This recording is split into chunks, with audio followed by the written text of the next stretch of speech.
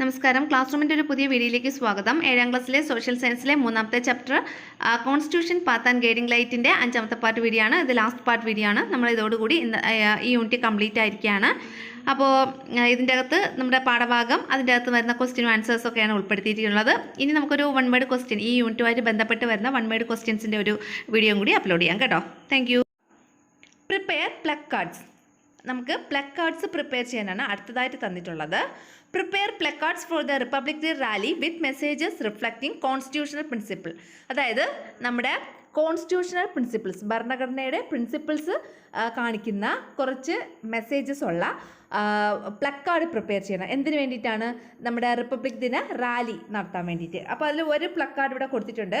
Constitution guardian of civil right. Constitution ഭരണഘടന, civil rights പൗരാവകാശത്തിൻ്റെ guardian കാവലാൾ, അതാണ് അതിൻ്റെ അർത്ഥം. അപ്പോൾ അതേപോലെ ബാക്കിയുള്ള പ്ലക്കാർഡ്സ് നമുക്ക് പ്രിപ്പയർ ചെയ്യണം. നമുക്ക് നോക്കാം. അപ്പോൾ നോക്കിയോളൂ. Equal pay for men and women വേറൊരു പ്രിൻസിപ്പിളാണ്, നമ്മുടെ കോൺസ്റ്റിറ്റ്യൂഷണൽ പ്രിൻസിപ്പിൾസ് ആണ്. Equal pay for men and women, സ്ത്രീകൾക്കും പുരുഷന്മാർക്കും ഒരേ വേതനം അല്ലേ, അതാണ് പറഞ്ഞിട്ടുള്ളത്. അടുത്ത ഇൻഡിപെൻഡൻറ്റ് ജുഡീഷ്യറി. ജുഡീഷ്യറി ഇൻഡിപെൻഡൻ്റ് ആണ്, ഒന്നിനും ഡിപ്പെൻഡൻ്റ് അല്ല, ഇൻഡിപെൻഡൻ്റ് ആയിട്ടുള്ള ജുഡീഷ്യറിയാണ്. അതായത് നീതിന്യായ വ്യവസ്ഥ ഇൻഡിപെൻഡൻ്റ് ആണ്, ഒന്നിനെയും ഡിപ്പെൻഡ് ചെയ്യുന്നില്ല അല്ലേ, സ്വതന്ത്രമായ നീതിന്യായ വ്യവസ്ഥ. പിന്നെ ജെൻഡർ ഇക്വാലിറ്റി, നമ്മുടെ ലൈംഗിക സമത്വം, ലിംഗസമത്വം, ജെൻഡർ ഇക്വാലിറ്റി, അതായത് സ്ത്രീയും പുരുഷനും ഈക്വലായിട്ട് നമ്മൾ കൺസിഡർ ചെയ്യുന്നു, അതാണ് ജെൻഡർ ഇക്വാലിറ്റി. അപ്പോൾ ഇങ്ങനെയുള്ള കാര്യങ്ങളൊക്കെയാണ് നമുക്ക് ആ പ്ലക്കാർഡ്സിൽ എഴുതാൻ കഴിയുന്നത്. നെക്സ്റ്റ് നോക്കിയോ, ചേഞ്ച് ആൻഡ് സെറ്റ് റൈറ്റ്, അതായത് മാറ്റിയും തിരുത്തിയും മുന്നോട്ട് എന്നാണ് പറഞ്ഞിട്ടുള്ളത്. Look at the figure and write the answers to the questions given below. ഈ ഫിഗറിൽ നോക്കിയിട്ട് കുറച്ച് ക്വസ്റ്റ്യൻസ് താഴെ കൊടുത്തിട്ടുണ്ട്, അത് നമ്മൾ ചെയ്യണം. അപ്പോൾ നമുക്ക് ഈ ഫിഗറിൽ എന്താ തന്നിട്ടുള്ളതെന്ന് നോക്കാം. എന്തൊക്കെയാണ് തന്നിട്ടുള്ളത്? 26 January 1950 the constitution of India came into force. നമ്മുടെ ഇന്ത്യൻ ഭരണഘടന നിലവിൽ വന്നതെന്നാണ് 1950 ജാനുവരി 26 ഇന്ത്യൻ ഭരണഘടന നിലവിൽ വന്നു. ഓക്കെ ആണല്ലോ. അടുത്തത് അമെൻമെൻറ്റ് 1, ഫസ്റ്റ് അമെൻമെൻറ്റ്. അമെൻമെൻറ്റ് എന്ന് വെച്ചാൽ നമ്മുടെ ഭരണഘടനയിൽ ഏതെങ്കിലും കാര്യങ്ങൾ കൂട്ടിച്ചേർക്കുകയോ ഉള്ള കാര്യങ്ങളിൽ എന്തെങ്കിലും മാറ്റങ്ങൾ വരുത്തുകയോ ചെയ്യുന്നതിനെയാണ് അമെൻമെൻറ്റ് അല്ലെങ്കിൽ ഭേദഗതി എന്ന് പറയുന്നത്. അപ്പോൾ ഒന്നാമത്തെ ഭേദഗതി, അതാണ് അമെൻമെൻറ്റ് 1 എന്ന് പറഞ്ഞു കൊടുത്തിട്ടുള്ളത്. ഒന്നാമത്തെ ഭേദഗതി എന്നാണ് 1951 1951 എന്താ? The number of schedules increased to 9. നമ്മുടെ ഭരണഘടനയിൽ എത്ര ഷെഡ്യൂൾസ് ഉണ്ടെന്നാണ് പറഞ്ഞിട്ടുണ്ടായിരുന്നത്? നമ്മൾ ഈ പാഠത്തിൻ്റെ തുടക്ക ഭാഗത്തിൽ പഠിച്ചപ്പോൾ പറഞ്ഞായിരുന്നു. എന്താണ്? നമ്മുടെ ഭരണഘടനയിൽ മൊത്തം 8 ഷെഡ്യൂൾസാണ് തുടങ്ങിയപ്പോൾ ഉണ്ടായിരുന്നത്. അതായത് ഭരണഘടന നിർമ്മിച്ച ആ സമയത്ത്, ഭരണഘടന പൂർത്തിയായ സമയത്ത് നമ്മുടെ ഭരണഘടനയിൽ മൊത്തം 8 ഷെഡ്യൂൾസാണ് ഉണ്ടായിരുന്നത്. എന്നാൽ ഒന്നാമത്തെ ഭേദഗതിയിലൂടെ 1951 9 ഷെഡ്യൂൾസായി. പട്ടികകളുടെ എണ്ണം, ഷെഡ്യൂൾസ് എന്ന് വെച്ചാൽ പട്ടികകൾ, the number of schedules increased to 9, 9 then അടുത്തത് അമെൻമെൻറ്റ് 42 ഭേദഗതി 42 ഭേദഗതി എന്നായിരുന്നു? 42 എന്ന് പറഞ്ഞ ഭേദഗതി 1976 1976 എന്താ അതിൽ പറഞ്ഞിട്ടുള്ളത്? Socialism, secularism and integrity were added. Socialism, secularism, integrity. Secularism എന്ന് പറഞ്ഞാൽ മതേതരത്വം, പിന്നെ ഇൻറ്റഗ്രിറ്റി എന്ന് വെച്ചാൽ അഖണ്ഡത. അപ്പോൾ സോഷ്യലിസം, സെക്യുലറിസം, ഇൻറ്റഗ്രിറ്റി. സോഷ്യലിസം തന്നെ, സെക്യുലറിസം എന്ന് വെച്ചാൽ മതേതരത്വം, ഇൻറ്റഗ്രിറ്റി എന്ന് വെച്ചാൽ അഖണ്ഡത. ഈ 3 വേർഡ്സ് എന്ത് ചെയ്തു? കൂട്ടിച്ചേർത്തു നമ്മുടെ ഭരണഘടനയിൽ. ഏതാണ് ആ അമെൻമെൻറ്റ്? ഈ 3 വാക്കുകൾ കൂട്ടിച്ചേർത്ത അമെൻമെൻറ്റ് ഏതാണ്? 42ാം ഭേദഗതി അമെൻമെൻറ്റ്. ഈ 42ാം അമെൻമെൻറ്റ് ഏത് വർഷമാണ്? 42, 4ഉം 2ഉം കൂടെ കൂട്ടി എത്ര കിട്ടും? 6 കിട്ടുന്നത്. അപ്പം 1976 1976 42ാം അമെൻമെൻറ്റ് വഴി സോഷ്യലിസം, സെക്യുലറിസം, ഇൻറ്റഗ്രിറ്റി ഈ 3 വേർഡ്സ് കൂട്ടിച്ചേർത്തു. അടുത്തത് അമെൻമെൻറ്റ് 44. ഇത് പ്രധാനപ്പെട്ട അമെൻമെൻറ്റ്സ് ആണ് ഇതിൽ പറഞ്ഞിട്ടുള്ളത് കേട്ടോ. വേറെ അമെൻമെൻറ്റ്സ് ഉണ്ട്. ഒന്നാമത്തെ അമെൻമെൻറ്റ് പറഞ്ഞിട്ടുണ്ട്, പിന്നെ നേരെ വന്നത് 42ാമത്തെ അമെൻമെൻറ്റ്. അതിൽ 1 കഴിഞ്ഞിട്ട് ബാക്കി 41 വരെയുള്ള അമെൻമെൻറ്റ് വേറെ ഉണ്ട്. അത് നിങ്ങൾക്ക് പഠിക്കണ്ട. പക്ഷേ ഈ പറഞ്ഞിട്ടുള്ളത് നിങ്ങൾ പഠിക്കണം. അടുത്ത അമെൻമെൻറ്റ് 44 1978 44 അമെൻമെൻറ്റ് എന്നായിരുന്നു 1978. The right to property is no longer a fundamental right. Right to property സ്വത്തവകാശം മൗലികാവകാശം അല്ലാതെ ആയി, ഫണ്ടമെൻ്റൽ റൈറ്റ് അല്ലാതെ ആയി. സ്വത്തവകാശം ആദ്യം ഫണ്ടമെൻ്റൽ റൈറ്റ് അല്ലെങ്കിൽ മൗലികാവകാശങ്ങളുടെ ഗ്രൂപ്പിൽ ഉണ്ടായിരുന്നു, അത് മൗലികാവകാശം അല്ലാതെ ആയി എന്നാ പറഞ്ഞിട്ടുള്ളത്. അമെൻമെൻറ്റ് 44 44ാമത്തെ ഭേദഗതിയിലൂടെ. ഇനി അമെൻമെൻറ്റ് 73 74 73 74 ഭേദഗതികൾ. അതിലെന്താ പറഞ്ഞിട്ടുള്ളത്? 1992 Panchayati Raj municipal corporation act 73 74 73 74 അമെൻമെൻറ്റിലൂടെ എന്നാണ് അത് പാസ്സാക്കിയത്? 1992 1992 എന്താണ്? പഞ്ചായത്തി രാജ് നഗരപാലിക ആക്ട്. അതാണ് Panchayati Raj and municipal corporation act. Panchayati Raj and municipal corporation act 1992 വന്ന് എത്രാമത്തെ ഭേദഗതിയിലൂടെ? 73 74. പഞ്ചായത്തി രാജിൻ്റെ ഭേദഗതിയാണ് 73, മുനിസിപ്പാലിറ്റിയുടെ ഭേദഗതിയാണ് 74. അടുത്തത് അമെൻമെൻറ്റ് 86 എന്നാണ് അത് വന്നത്? 2002 നിങ്ങളെ കുട്ടികളെ സംബന്ധിച്ച് വളരെ പ്രധാനപ്പെട്ട ഒരു അമെൻമെൻ്റ് ആണ് 86 അമെൻമെൻറ്റ് എന്ന് പറയുന്നത്. 86 അമെൻമെൻറ്റ് എന്ന് പറയുന്നത് നിലവിൽ വന്നത് 2002 education become a fundamental right. വിദ്യാഭ്യാസം എന്തായി മാറി? ഫണ്ടമെൻ്റൽ റൈറ്റ് ആയിട്ട് മാറി. വിദ്യാഭ്യാസം ഫണ്ടമെൻ്റൽ റൈറ്റ് അല്ലെങ്കിൽ മൗലിക അവകാശമാക്കി മാറ്റി. വിദ്യാഭ്യാസത്തെ മൗലിക അവകാശമാക്കി മാറ്റിയ ഭേദഗതി 86th അമെൻമെൻറ്റ് എന്നാണ് വന്നത്? 2002 അടുത്തത് അമെൻമെൻറ്റ് 101 അമെൻമെൻറ്റ് 101 എന്താണ്? 2016 ഇത് നിലവിൽ വന്നത്. Goods and service tax, GST എന്ന് കേട്ടിട്ടുണ്ടോ നിങ്ങൾ? GST എന്ന് വെച്ചാൽ ഗുഡ്സ് ആൻഡ് സർവീസ് ടാക്സ് എന്നതിൻ്റെ ഷോർട്ട് ഫോമാണ് GST എന്ന് പറയുന്നത്. അപ്പോൾ GST ഇൻട്രൊഡ്യൂസ് ചെയ്തത് 2016 101 അമെൻമെൻറ്റ് വഴിയാണ്. അപ്പോൾ 101 അമെൻമെൻറ്റ് എന്താണ്? GST നടപ്പിലാക്കിയതാണ് 2016. അത് ചരക്കു സേവന നികുതി എന്ന് പറയും. അടുത്തത് ഏറ്റവും അവസാനത്തെ ഭരണഘടനാ ഭേദഗതി, write about the latest constitutional amendment ഇവിടെ എഴുതാനാണ് പറഞ്ഞിട്ടുള്ളത്. നമുക്കത് എഴുതാം. അതേതാണ്? 106 കേട്ടോ. 106 106 നാരി ശക്തൻ വന്ദൻ അധിനിയം എന്നറിയപ്പെടുന്ന വനിതാ സംവരണ ബില്ലാണ് 106 ഏറ്റവും അവസാനത്തെ ഭേദഗതി എന്ന് പറയുന്നത്. അപ്പോൾ അത് നമുക്കിവിടെ എഴുതി ചേർക്കാം. ഏറ്റവും ലാസ്റ്റ് അമെൻമെൻറ്റ് 106. അപ്പോൾ ഇത്രയും നേരം നമ്മൾ പറഞ്ഞത് ബേസ് ചെയ്തിട്ടുള്ള കുറച്ച് ക്വസ്റ്റ്യൻസ് ആണ് കൊടുത്തിട്ടുള്ളത്. ഒന്നാമത്തെ question, which ideas were newly added to the constitution in 1976? 1976 ഭരണഘടനയിൽ ഏതൊക്കെ ഐഡിയാസ് ആണ് പുതുതായിട്ട് കൂട്ടിച്ചേർത്തത്? ന്യൂലി ആഡഡ്, പുതുതായിട്ട് കൂട്ടിച്ചേർത്തത് ഏതൊക്കെയാണ്? നമ്മൾ നേരത്തെ പറഞ്ഞു 1976 എന്തൊക്കെ കാര്യങ്ങളാണ് കൂട്ടിച്ചേർത്തത്? Socialism, secularism and integrity.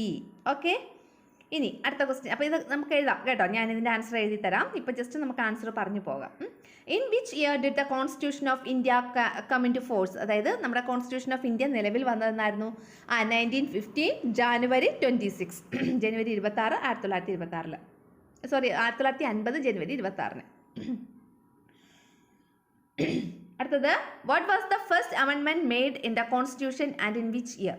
ഒന്നാമത്തെ അമെൻമെൻറ്റ് ഏതായിരുന്നു? ഏത് വർഷമായിരുന്നു? ഒന്നാമത്തെ അമെൻമെൻറ്റ് 1 എന്ന് പറയുന്നത് ഷെഡ്യൂൾസിൻ്റെ എണ്ണം എത്രയാക്കി? 9 ആക്കി. ഷെഡ്യൂൾസിൻ്റെ എണ്ണം 9 ആക്കി. 8 ആയിരുന്നു ഷെഡ്യൂൾസ്. അപ്പോൾ ഒരു പട്ടിക കൂടി കൂട്ടിച്ചേർത്തു. 9ാമത്തെ പട്ടിക കൂട്ടിച്ചേർത്തു. അതാണ് 1951 ഒന്നാമത്തെ ഭേദഗതി. അതിൻ്റെ അകത്ത് അത് ഏത് വർഷമായിരുന്നു? 1951. അടുത്ത് നോക്കിയോളൂ. How long did the right to property remain a fundamental right in India? എത്ര നാൾ റൈറ്റ് ടു പ്രോപ്പർട്ടി എന്ന് വെച്ചാൽ സ്വത്തവകാശം ഇന്ത്യയിൽ ഒരു മൗലികാവകാശമായി നിലനിന്നു? How long did the right to property എന്ന് വെച്ചാൽ സ്വത്തവകാശം റിമൈൻ നിലനിന്നു. എന്താ? A fundamental right in India, ഇന്ത്യയിൽ ഒരു മൗലികാവകാശമായിട്ട് എത്ര നാളാണ്? നമ്മുടെ ഭരണഘടന നിലവിൽ വന്നത് 1950 1950 ജനുവരി 26 നമ്മുടെ ഭരണഘടന നിലവിൽ വന്നത് ആണല്ലോ. അത് നമ്മൾ പറഞ്ഞു നേരത്തെ. അപ്പോൾ എന്നിട്ട് ഈ സ്വത്തവകാശം, അതായത് റൈറ്റ് ടു പ്രോപ്പർട്ടി എന്ന് പറയുന്നത് ഫണ്ടമെൻ്റൽ റൈറ്റിൽ നിന്ന് എടുത്ത് കളഞ്ഞത് ഏത് വർഷമാണ്? 1978 എന്നാണ്. 1978 ഏത് അമെൻമെൻറ്റ് വഴിയാണ്? 44th 44ാം അമെൻമെൻറ്റ് വഴി, 44ാം ഭേദഗതി വഴി. അപ്പോൾ നമ്മൾ മനസ്സിലാക്കാനുള്ളൊരു കാര്യം 1950 മുതൽ 1978 വരെ ആണ് റൈറ്റ് ടു പ്രോപ്പർട്ടി എന്ന് പറയുന്നത് നമ്മുടെ ഫണ്ടമെൻ്റൽ റൈറ്റ് ആയിട്ട് നിലനിന്നത് അല്ലേ. അപ്പോൾ 1978 നിന്ന് 1950 കുറയ്ക്കുമ്പോൾ നമുക്ക് എത്ര കിട്ടും? 28. അപ്പോൾ 28 വർഷ കാലയളവിലാണ് നമ്മുടെ റൈറ്റ് ടു പ്രോപ്പർട്ടി, സ്വത്തവകാശം ഫണ്ടമെൻ്റൽ റൈറ്റ് ആയിട്ട് നിലനിന്നത്. ഓക്കെ ആണല്ലോ ക്വസ്റ്റ്യൻ്റെ ആൻസർ. ഇനി is education a fundamental right in India since when? അതായത് എഡ്യൂക്കേഷൻ ഉണ്ടല്ലോ, വിദ്യാഭ്യാസം ഇന്ത്യയിൽ മൗലികാവകാശമാണോ? ആണോ? അതെ, ആണ് അല്ലേ. വിദ്യാഭ്യാസം ഇന്ത്യയിൽ എന്താണ്? മൗലികാവകാശമാണ്. ഇനി എന്ന് മുതലാണ് നമ്മുടെ എഡ്യൂക്കേഷനെ ഫണ്ടമെൻ്റൽ റൈറ്റ് ആക്കിയത്? 2002 മുതൽ ആണ് നമ്മുടെ എഡ്യൂക്കേഷൻ എന്ന് പറയുന്നത് ഫണ്ടമെൻ്റൽ റൈറ്റ് ആയത്. ഏതാണ് അതിൻ്റെ അമെൻമെൻറ്റ്? 86th ഭേദഗതി പ്രകാരം 2002 എഡ്യൂക്കേഷൻ എന്ന് പറയുന്നത് ഫണ്ടമെൻ്റൽ റൈറ്റ് ആക്കി. ഓക്കെ ആണല്ലോ. അടുത്ത അപ്പോൾ ഇവിടെ ആൻസർ എന്ന് പറയുന്നത് education fundamental right is education a fundamental right in India. Yes. അടുത്ത സിൻസ് വെൻ? 2002. സിൻസ് 2002. അടുത്ത question, how many times has the Indian constitution been amended so far? അതായത് ഇന്ത്യൻ കോൺസ്റ്റിറ്റ്യൂഷൻ മൊത്തം എത്ര തവണ അമെൻഡ് ചെയ്തിട്ടുണ്ട്, എത്ര തവണ ഭേദഗതി വരുത്തിയിട്ടുണ്ട് ഇന്ത്യൻ കോൺസ്റ്റിറ്റ്യൂഷനിൽ? എത്ര തവണയാണ് ഇതുവരെ? എത്ര തവണ? ഏറ്റവും ലേറ്റസ്റ്റ് ആയിട്ടുള്ള ഭേദഗതി ഏതാണ്? നമ്മൾ നേരത്തെ പറഞ്ഞു, എത്രാമത്തെ ഭേദഗതിയാണ്?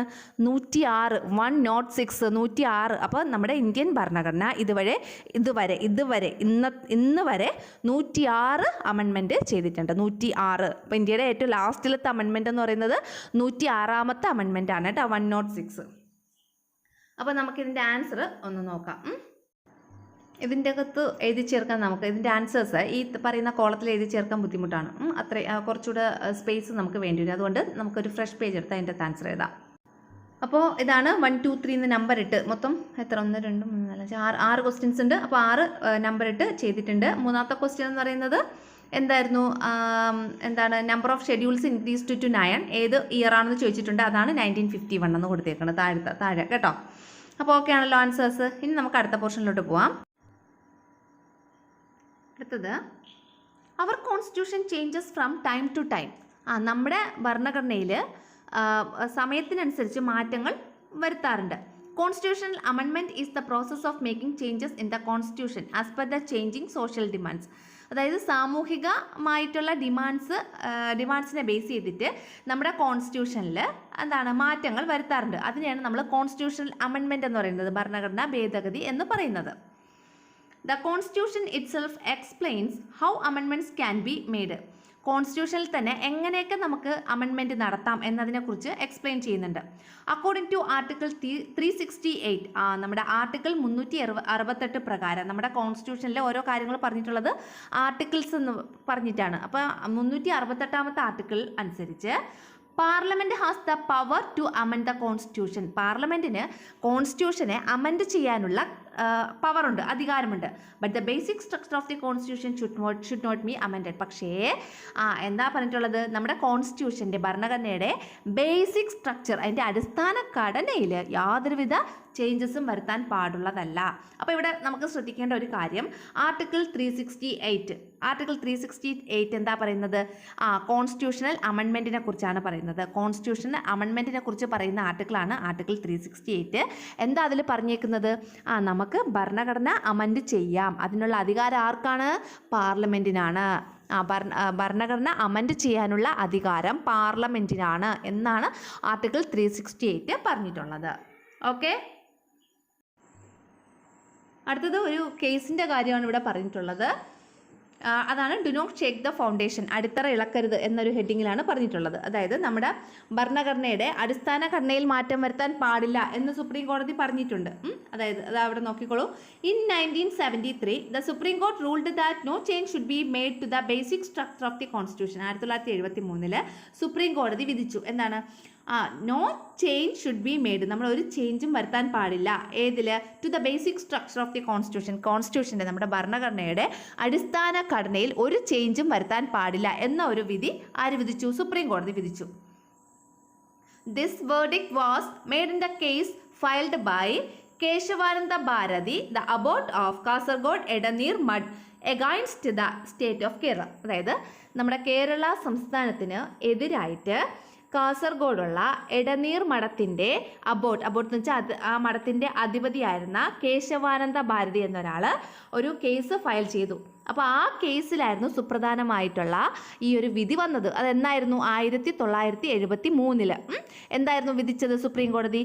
ഭരണഘടനയുടെ ബേസിക് സ്ട്രക്ചറിൽ യാതൊരു ചേഞ്ചും വരുത്താൻ പാടില്ല, നമ്മുടെ കോൺസ്റ്റിറ്റ്യൂഷൻ്റെ ബേസിക് സ്ട്രക്ചറിൽ ഒരു ചേഞ്ചും വരുത്താൻ പാടില്ല എന്ന ഒരു വിധി, എന്ന ഒരു വേർഡിക്റ്റ് സുപ്രീം കോടതി കൊണ്ടുവന്നത് ഏതിലായിരുന്നു? Kesavananda Bharati case against state of Kerala. Kerala സംസ്ഥാനത്തിനെതിരായിട്ട് കേശവാനന്ദ ഭാരതി കൊടുത്ത കേസിൽ. ഓക്കെ ആണല്ലോ? അതാണ് അവിടെ ഇമ്പോർട്ടൻ്റ് ആയിട്ടുള്ളത്. അതായത് ആ ഒരു കേസ് നടന്നത് 1973 ആ കേസിൽ ഉള്ള ആൾക്കാരൊക്കെയായിരുന്നു? കേശവാനന്ദ ഭാരതിയും പിന്നെ കേരള സ്റ്റേറ്റും.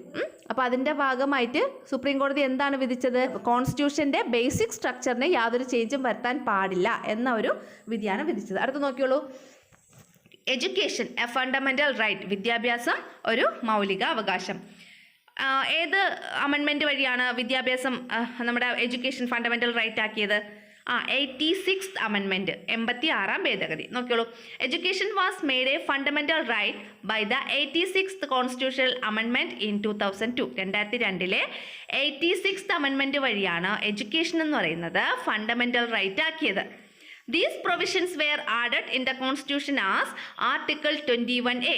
ഈ എഡ്യൂക്കേഷനെ ഒരു ഫണ്ടമെൻ്റൽ റൈറ്റ് ആക്കിയതുമായിട്ട് ബന്ധപ്പെട്ടിട്ടുള്ള ഈ പ്രൊവിഷൻസ്, അതായത് ആർട്ടിക്കിൾ നമ്മുടെ ഭരണഘടനയിൽ ആഡ് ചെയ്തിട്ടുണ്ട്. ആ ആർട്ടിക്കിൾ ഏതാണ്? ആർട്ടിക്കിളിൻ്റെ നമ്പർ ആർട്ടിക്കിൾ 21A. ഏതാണ്? Article 21A. The Right to Education Act 2009 was enacted on 4th August 2009. As per this amendment, the Act ensures free and compulsory education to all children between the age of 6 and 14 years. അതായത് the right to education act, അതായത് വിദ്യാഭ്യാസ അവകാശ നിയമം 2009. Right to education act 2009, വിദ്യാഭ്യാസ അവകാശ നിയമം 2009 എന്ന് പറയുന്ന ഒരു നിയമമുണ്ട്. വാസ് ഇനാക്റ്റഡ് ഓൺ, ഈ ഒരു നിയമം നിലവിൽ വന്നത് എന്നാണ്? 4th August 2009. 2009 ഓഗസ്റ്റ് 4-നാണ് റൈറ്റ് ടു എഡ്യൂക്കേഷൻ ആക്ട് നിലവിൽ വന്നത്. എന്നാണ്? 4th August 2009. ആ നിയമത്തിൻ്റെ പേരെന്താണ്? റൈറ്റ് ടു എഡ്യൂക്കേഷൻ ആക്ട് 2009 എന്നാണ്. 86th അമെൻമെൻറ്റ് വഴി നിലവിൽ വന്ന ഒരു നിയമമാണ് ഈ റൈറ്റ് ടു എഡ്യൂക്കേഷൻ ആക്ട് 2009 എന്ന് പറയുന്നത് കേട്ടോ. വിദ്യാഭ്യാസ അവകാശ നിയമം എന്ന് പറയുന്നത് 86th അമെൻമെൻറ്റിൻ്റെ ബേസിസിൽ നിലവിൽ വന്ന ഒരു നിയമമാണ്. ദ ആക്ട് എൻഷുവേഴ്സ്, ഈ ആക്ട് ഉറപ്പുവരുത്തുന്നു എന്താണ്? Free and compulsory education to all children. എല്ലാ കുട്ടികൾക്കും between the age of 6 and 14 years, 6 മുതൽ 14 വയസ്സ് വരെയുള്ള എല്ലാ കുട്ടികൾക്കും എഡ്യൂക്കേഷൻ ഉറപ്പുവരുത്തുന്നു. എങ്ങനെയുള്ള education? Free and compulsory. Free സൗജന്യവും കമ്പൽസറി നിർബന്ധിതവുമായ എഡ്യൂക്കേഷൻ വിദ്യാഭ്യാസം ഉറപ്പുവരുത്തുന്നു എല്ലാ കുട്ടികൾക്കും. എത്രയാണ് ഏജ് ലിമിറ്റ്? 6 മുതൽ 14 വയസ്സ്. ഓക്കെ ആണല്ലോ? അപ്പോൾ 86th അമെൻമെൻറ്റ് വഴി നിലവിൽ വന്ന ഒരു നിയമമാണ് ഏത്? Right to education act 2009. അത് നിലവിൽ വന്നത് എന്നാണ്? 4th August 2009. ഈ ആക്ടിൽ എന്താണ് പറഞ്ഞിട്ടുള്ളത്? The act ensures free and compulsory education, free compulsory ആയിട്ടുള്ള എഡ്യൂക്കേഷൻ ടു ഓൾ ചിൽഡ്രൻ, എല്ലാ കുട്ടികൾക്കും between the age of 6 and 14 years, 6 മുതൽ 14 വയസ്സ് വരെയുള്ള എല്ലാ കുട്ടികൾക്കും ഫ്രീ ആൻഡ് കമ്പൽസറി എഡ്യൂക്കേഷൻ ഉറപ്പുവരുത്തുന്നു. മനസ്സിലായല്ലോ? അടുത്തത് നോക്കിക്കോളൂ. Mini constitution. മിനി കോൺസ്റ്റിറ്റ്യൂഷൻ എന്ന് വെച്ചാൽ ചെറു ഭരണഘടന. The terms secularism, socialism and integrity were inserted in the preamble of the Constitution through the 42nd Amendment of 1976. നമ്മൾ നേരത്തെ പഠിച്ചതാണ്. 1976 42ാം ഭേദഗതി പ്രകാരം, അമെൻമെൻറ്റ് പ്രകാരമാണ് നമ്മുടെ ഭരണഘടനയുടെ പ്രിയാമ്പിൾ എന്ന് വെച്ചാൽ ആമുഖം എന്ന് വെച്ചാൽ നമ്മുടെ ഭരണഘടന തുടക്കം എഴുതിയേക്കുന്ന കാര്യങ്ങളൊക്കെയാണ് ആമുഖം എന്ന് പറയുന്നത്. അപ്പോൾ നമ്മുടെ പ്രിയാമ്പിൾ ഓഫ് ദി കോൺസ്റ്റിറ്റ്യൂഷൻ്റെ പ്രിയാമ്പിളിൽ അല്ലെങ്കിൽ കോൺസ്റ്റിറ്റ്യൂഷൻ്റെ ആമുഖത്തിൽ 3 വേർഡ്സ് ഇൻസേർട്ട് ചെയ്തു. ഏതൊക്കെ വേർഡ്സ് ആണ്? Secularism, socialism and integrity. നമ്മൾ പഠിച്ചതാണ്. സെക്യുലറിസം മതേതരത്വം, സോഷ്യലിസം അല്ലെങ്കിൽ സ്ഥിതി സമത്വം എന്നും പറയും. പിന്നെ ഇൻറ്റഗ്രിറ്റി അഖണ്ഡത, ഇങ്ങനെയുള്ള 3 വേർഡ്സ് കൂട്ടിച്ചേർത്തു. ഈ 42nd അമെൻമെൻറ്റ് എന്നാ നടന്നത് 1976. Some other changes were also brought in the constitution through this amendment. ഈ ഒരു അമെൻമെൻറ്റ് വഴി വേറെ കുറേ ചേഞ്ചസും നമ്മുടെ കോൺസ്റ്റിറ്റ്യൂഷനിൽ വരുത്തിയിട്ടുണ്ടായിരുന്നു. Due to the significant changes brought by this amendment, അതായത് ഈ അമെൻമെൻറ്റ് വഴി, ഈ ഒരു ഭേദഗതി വഴി സുപ്രധാനമായ പല ചേഞ്ചസും നമ്മുടെ ഭരണഘടനയിൽ വരുത്തി. അതുകൊണ്ടാണ് ഇതിനെ മിനി കോൺസ്റ്റിറ്റ്യൂഷൻ എന്ന പേരിൽ വിളിക്കുന്നത്. മിനി കോൺസ്റ്റിറ്റ്യൂഷൻ എന്നറിയപ്പെടുന്ന അമെൻമെൻറ്റ് ഏതാണ്? 42nd amendment. എന്നായിരുന്നു അത്? 1976. അപ്പോൾ മിനി കോൺസ്റ്റിറ്റ്യൂഷൻ എന്നറിയപ്പെടുന്നത് 42nd അമെൻമെൻ്റ് ആണ്. ചോദിക്കാൻ കൊള്ളാവുന്ന നല്ലൊരു ക്വസ്റ്റ്യൻ ആണ്. അപ്പോൾ ഒരുപാട് പ്രധാനമായിട്ടുള്ള ചേഞ്ചസ് ഈ അമെൻമെൻറ്റ് വഴി വരുത്തിയത് കൊണ്ടാണ് ഇങ്ങനെ ഒരു പേരിൽ ഇത് അറിയപ്പെടുന്നത്. ഓക്കെ ആണല്ലോ. അടുത്തത്, prepare a timeline using some important constitutional amendment. നമ്മുടെ പ്രധാനപ്പെട്ട ഭരണഘടനാ ഭേദഗതികൾ ഉൾപ്പെടുത്തി ഒരു ടൈം ലൈൻ തയ്യാറാക്കാനാണ് പറഞ്ഞിട്ടുള്ളത്. ടൈം ലൈൻ എന്ന് പറയുമ്പോൾ ഇങ്ങനെ ഇരിക്കും. വർഷം കൊടുക്കുക, അതിൻ്റെ താഴെ എന്താണ് വരുത്തിയ ഭേദഗതി അത് കൊടുക്കുക. വീണ്ടും അടുത്ത നെക്സ്റ്റ് വർഷം കൊടുക്കുക, അതിൻ്റെ താഴെ എന്താണ് ഭേദഗതി, അങ്ങനെ കൊടുക്കുക. ഇത് സിമ്പിളായിട്ടുള്ളൊരു ടൈം ലൈനാണ്. ഇതേപോലെ നമുക്കൊരു ടൈം ലൈൻ ക്രിയേറ്റ് ചെയ്തെടുക്കുക. ഒരു ടൈം ലൈൻ ഞാനിവിടെ തന്നിട്ടുണ്ട്. 1951 അമെൻമെൻറ്റ് 1 അല്ലേ, ഒന്നാമത്തെ അമെൻമെൻറ്റ് നടന്നു. എന്താ അതിൽ നടന്നത്? Number of schedules increased to 9. അപ്പോൾ ഇതേപോലെ ബാക്കിയുള്ള ഇയേഴ്സ് നിങ്ങൾക്ക് എഴുതുക. അതിൻ്റെ താഴെ ആ അമെൻമെൻറ്റ് വഴി എന്താണ് സംഭവിച്ചതെന്നുള്ളത് നമ്മളുടെ ടെക്സ്റ്റിൽ ഇത് കൊടുത്തിട്ടുണ്ട്. ഇതാ ഇവിടെ നോക്കൂ, ഇതാ ഇവിടെ ഓരോ അമെൻമെൻറ്റ് കൊടുത്തിട്ടുണ്ട്. അമെൻമെൻറ്റ് 1, അമെൻമെൻറ്റ് 42, അമെൻമെൻറ്റ് 44, അമെൻമെൻറ്റ് 73, 74, അങ്ങനെ ഈ ഓരോ അമെൻമെൻറ്റ് കൊടുത്തിട്ടുണ്ട്. അതിൻ്റെ താഴെ അതിൻ്റെ വർഷം കൊടുത്തിട്ടുണ്ട്. പിന്നെ എന്താണ് കണ്ടന്റ് എന്നും കൊടുത്തിട്ടുണ്ട്. അപ്പം നിങ്ങൾ നേരത്തെ ഞാൻ ഒരു സാമ്പിൾ കാണിച്ചു തന്നില്ലേ, ഒന്നാമത്തെ അമെൻമെൻറ്റ്, അതേപോലെ ഓരോന്നും എഴുതുക കേട്ടോ. അപ്പോൾ നമ്മുടെ ടൈം ലൈൻ റെഡിയാവും. ഓരോന്നും എഴുതുക. ഞാൻ ഒരു സാമ്പിൾ കാണിച്ചു തന്നല്ലോ എങ്ങനെയുള്ള ടൈം ലൈൻ എങ്ങനെയായിരിക്കണം എന്നുള്ളത്. അപ്പോൾ അതേപോലെ ചെയ്താൽ മതി, റെഡിയാവും കേട്ടോ. നമുക്ക് അടുത്ത സെക്ഷനിലോട്ട് പോകും. ഞാൻ പറഞ്ഞത് നിങ്ങൾക്ക് മനസ്സിലായല്ലോ. ഒന്നാമത് ഞാൻ കൊടുത്തിട്ടുണ്ടായിരുന്നു ഇതായിരുന്നു, 1951 amendment 1 number of schedules increased to 9. അപ്പോൾ ഇനി അടുത്ത് എഴുതുമ്പോൾ നിങ്ങൾ 1976 മുകളിലൊരു ബോക്സിൽ എഴുതുക. എന്നിട്ട് താഴെ അമെൻമെൻറ്റ് 42, എന്നിട്ട് താഴെ socialist secularism and integrity were added, ഈ വേർഡ്സൊക്കെ ആഡ് ചെയ്തു എന്നെഴുതുക. ഇത്രയും ആകുമ്പോൾ അത് ഓക്കെ ആയി. അടുത്തത് ഇതേപോലെ അത് കളറൊക്കെ കൊടുത്ത് നിങ്ങൾ ഭംഗിയാക്കണം കേട്ടോ. അടുത്തത്, when the rules R enforced എന്ന് വെച്ചാൽ നടപ്പാക്കുക. എന്ത് നടപ്പാക്കുക? റൂൾസ്, നിയമങ്ങൾ നടപ്പിലാക്കുമ്പോൾ. അതാണ് നമ്മുടെ ഹെഡിങ്. നോക്കിയോ, land reform is yet to materialise in the country. അതായത് ലാൻഡ് റിഫോംസ് എന്ന് വെച്ചാൽ ഭൂപരിഷ്കരണം ഇതുവരെ നമ്മുടെ രാജ്യത്ത് യാഥാർത്ഥ്യമായില്ല. പിന്നെ the dowry prohibition act is still not a reality. Dowry prohibition act എന്ന് വെച്ചാൽ സ്ത്രീധന നിരോധന നിയമം, അത് എന്താണ്, യഥാർത്ഥത്തിൽ അത് സംഭവിച്ചില്ല. Alcoholism cannot be prevented by law alone. ഈ ആൽക്കഹോളിസം ഉണ്ടല്ലോ, മദ്യം കഴിക്കുന്ന, അത് നിയമം കൊണ്ട് മാത്രം തടയാനാവില്ല. പിന്നെ demand that child right law should be strictly enforced. ബാലാവകാശ നിയമങ്ങൾ, ചൈൽഡ് റൈറ്റ് ലോസ് എന്ന് വെച്ചാൽ ബാലാവകാശ നിയമങ്ങൾ എന്താണ്, ഷുഡ് ബി സ്ട്രിക്ട്ലി, കർശനമായി നടപ്പാക്കണമെന്ന് ആവശ്യം. അപ്പോൾ ഇങ്ങനെ കുറേ കാര്യങ്ങളാണ്. ഇതൊക്കെ കുറേ ന്യൂസ് ഹെഡ്ലൈൻസ് ആണ്. ഇതിൽ നിന്ന് നമ്മൾ എന്തൊക്കെയാണ് മനസ്സിലാക്കേണ്ടത്? അതായത് നിയമങ്ങളൊക്കെ നമുക്ക് നടപ്പിലാക്കാൻ ഒരുപാട് കടമ്പകൾ കടക്കണം അല്ലേ. നിയമങ്ങൾ എപ്പോഴും നമുക്ക് പെട്ടെന്ന് നടപ്പിലാക്കാൻ കഴിയില്ല. വാട്ട് കുഡ് ബി എന്തൊക്കെയാണ് അതിൻ്റെ കാരണം എന്നൊക്കെയാണ് ഇവിടെ പറഞ്ഞിട്ടുള്ളത്. എന്തൊക്കെയാണ്? വേരിഡ് ഇൻട്രസ്റ്റ് ഓഫ് പീപ്പിൾ, ആൾക്കാരുടെ താല്പര്യം, വ്യത്യസ്തമായ താല്പര്യങ്ങൾ. പിന്നെ legislations that does not fully reflect the will of the people. Legislations എന്ന് പറഞ്ഞാൽ നിയമനിർമ്മാണങ്ങൾ ജനങ്ങളുടെ താല്പര്യങ്ങൾ. വിൽ ഓഫ് ദ പീപ്പിൾ എന്ന് വെച്ചാൽ ജനങ്ങളുടെ താല്പര്യങ്ങളെ പൂർണ്ണമായിട്ടും പ്രതിഫലിപ്പിക്കുന്നില്ല, അല്ലെങ്കിൽ പൂർണ്ണമായും ജനങ്ങളുടെ താല്പര്യം എന്താണോ അതനുസരിച്ച് അല്ല ഉള്ള നിയമനിർമ്മാണം, അതനുസരിച്ചുള്ള നിയമനിർമ്മാണം അല്ല, അതാണ് പറഞ്ഞിട്ടുള്ളത്. അടുത്തത് മൂന്നാമത്തത് ഇഗ്നോറൻസ് ഓഫ് ലോ, നിയമങ്ങളെക്കുറിച്ചുള്ള അറിവില്ലായ്മ, അതാണ് ഇഗ്നോറൻസ് ഓഫ് ലോ. ഇനി വേറെ ഒരു ബുള്ളറ്റ് കൊടുത്തിട്ടുണ്ട്, അപ്പോൾ അവിടെ നമ്മൾ വേറൊരു ഇത് എഴുതി ചേർക്കണം. എന്താ അവിടെ നമുക്ക് എഴുതി ചേർക്കാൻ പറ്റുന്നത്? ഒന്നാമത്തത് negligence in enforcement of laws. Negligence എന്ന് വെച്ചാൽ അനാസ്ഥ. എന്തിലുള്ള അനാസ്ഥ?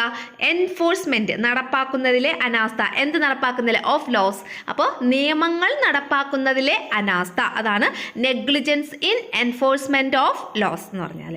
അടുത്തത് ഇവിടെ ഒരു ബുള്ളറ്റേ കൊടുത്തിട്ടുള്ളൂ, വേറൊരു സ്റ്റേറ്റ്മെൻറ്റും കൂടെ കൊടുത്തിട്ടുണ്ട്. എന്താണ്? മിസ് ഇൻ്റർപ്രിട്ടേഷൻ ഓഫ് ലോസ്, അതായത് നിയമങ്ങൾ ദുർവ്യാഖ്യാനം ചെയ്യൽ. മിസ് ഇൻ്റർപ്രിട്ടേഷൻ എന്ന് വെച്ചാൽ ദുർവ്യാഖ്യാനം. ഏതിൻ്റെ? ആ നിയമങ്ങളുടെ. Misinterpretation of laws. രണ്ടാമത്തത് negligence in enforcement of laws. ഇത് രണ്ടെണ്ണം. Okay. We are society with diverse interest, അതായത് വ്യത്യസ്ത ഒരു താല്പര്യമുള്ള സമൂഹമാണ് നമ്മളുടേത്. ഇത് അങ്ങനെ നമുക്ക് പഠിക്കാനായിട്ടൊന്നുമില്ല, ജസ്റ്റ് ഒന്ന് എന്താണെന്ന് പറഞ്ഞുതരാം. However everyone is constitutionally bound to obey the public laws. എങ്കിലും പൊതു നിയമങ്ങൾ അനുസരിക്കാൻ എല്ലാവരും കോൺസ്റ്റിറ്റ്യൂഷനലി എന്ന് വെച്ചാൽ ഭരണഘടനാപരമായി ബാധ്യസ്ഥരാണ്. When new laws are formulated, criticisms and struggles against them are likely to arise. പുതിയ ഓരോ നിയമങ്ങൾ രൂപീകരിക്കുമ്പോൾ ഈ നിയമത്തിനെതിരെയുള്ള അഭിപ്രായങ്ങളും പിന്നെ അതിനെതിരെയുള്ള സമരങ്ങളും ഒക്കെ ഉയർന്നു വരാൻ സാധ്യതയുണ്ട്. It is natural in democratic society. ഇത് ഈ ഒരു ജനാധിപത്യ സമൂഹത്തിൽ വളരെ സ്വാഭാവികമാണ്. Such objections should be approached constitutionally and democratically. ഇങ്ങനെയുള്ള ഒബ്ജെക്ഷൻസ്, ഇങ്ങനെയുള്ള എതിർപ്പുകളെയൊക്കെ നമ്മൾ എങ്ങനെയാണ് അപ്രോച്ച് ചെയ്യേണ്ടത്, എങ്ങനെയാണ് സമീപിക്കേണ്ടത്? കോൺസ്റ്റിറ്റ്യൂഷനലി ആൻഡ് ഡെമോക്രാറ്റിക്കലി, ഭരണഘടനാപരമായും ജനാധിപത്യപരമായിട്ടാണ് നമ്മൾ സമീപിക്കേണ്ടത്. In our diverse and heterogeneous society, the values enshrined in the Constitution needs to be imbibed by India's civil society to transform our country into a sovereign, socialist, secular and democratic republic. അതായത് diverse എന്ന് വെച്ചാൽ വ്യത്യസ്തതയും heterogeneous, അതും അങ്ങനൊരു word തന്നെ. വൈജാത്യങ്ങളും ഏറെയുള്ള നമ്മുടെ സമൂഹത്തിൽ ഈ ഭരണഘടന മുന്നോട്ട് വയ്ക്കുന്ന ആശയങ്ങളും മൂല്യങ്ങളും ഒക്കെ നമ്മുടെ സിവിൽ സൊസൈറ്റി എന്ന് വെച്ചാൽ പൗരസമൂഹം, അവർ ഇംബൈബ്ഡ് എന്ന് വെച്ചാൽ ഉൾക്കൊള്ളുക. ഈ സിവിൽ സൊസൈറ്റി അല്ലെങ്കിൽ പൗരസമൂഹം ഉൾക്കൊള്ളുന്നതിലൂടെ മാത്രമേ നമുക്ക് നമ്മുടെ രാജ്യത്തെ ഒരു സോവറിൻ എന്ന് വെച്ചാൽ പരമാധികാര, സോഷ്യലിസ്റ്റ് സ്ഥിതി സമത്വ, സെക്യുലർ മതേതരത്വ, ഡെമോക്രാറ്റിക് റിപ്പബ്ലിക് ജനാധിപത്യ റിപ്പബ്ലിക്കാക്കി കൊണ്ടുവരാൻ കഴിയൂ എന്നാണ് ഇവിടെ പറഞ്ഞിട്ടുള്ളത്. അപ്പോൾ ഇത് നമ്മുടെ കോൺസ്റ്റിറ്റ്യൂഷൻ ഉണ്ടല്ലോ, അതിൻ്റെ അകത്ത് നമ്മുടെ പ്രിയാമ്പിൾ ആമുഖത്തിൽ പറഞ്ഞിട്ടുള്ള ഒരു സെൻറ്റൻസ് ആണ് ഈ പറയുന്നത്. അതായത് ഇന്ത്യ എന്ന് പറയുന്നത് sovereign, socialist, secular and democratic republic ആണ് എന്നാണ് അതിൻ്റെ അകത്ത് പറഞ്ഞിട്ടുള്ളത്. അത് അതേപോലെയാണ് ഇവിടെ കൊടുത്തിട്ടുള്ളത് കേട്ടോ. അപ്പോൾ ഇത്രയാണ് നമ്മുടെ യൂണിറ്റ് എന്ന് പറയുന്നത്. നമ്മുടെ യൂണിറ്റ് ഇവിടെ കംപ്ലീറ്റ് ആയിരിക്കുകയാണ്. ഇനി നമുക്ക് ഈ യൂണിറ്റിൽ നിന്നുള്ള 1 വേർഡ് ക്വസ്റ്റ്യൻസ് ഉൾപ്പെടുത്തിയ ഒരു വീഡിയോ കൂടെ ചെയ്യാം കേട്ടോ. അപ്പോൾ നിങ്ങൾക്ക് ഈ ക്ലാസ്സുകളൊക്കെ ഉപകാരപ്രദമാണെങ്കിലോ ഞാൻ പറയുന്നത് നിങ്ങൾക്ക് മനസ്സിലാവുകയാണ് എന്ന് തോന്നുകയാണെങ്കിലോ നിങ്ങൾ നമ്മുടെ വീഡിയോസ് ഒന്ന് ലൈക്ക് ചെയ്യണം. പിന്നെ അതുപോലെ തന്നെ സബ്സ്ക്രൈബ് ചെയ്യാത്ത കുട്ടികളുണ്ടെങ്കിൽ അവരൊന്ന് സബ്സ്ക്രൈബ് ചെയ്യുക. പിന്നെ നിങ്ങളുടെ ഫ്രണ്ട്സിനൊക്കെ ഒന്ന് ഷെയർ ചെയ്യുക കേട്ടോ. അത് വലിയൊരു ഉപകാരമായിരിക്കും. Thank you.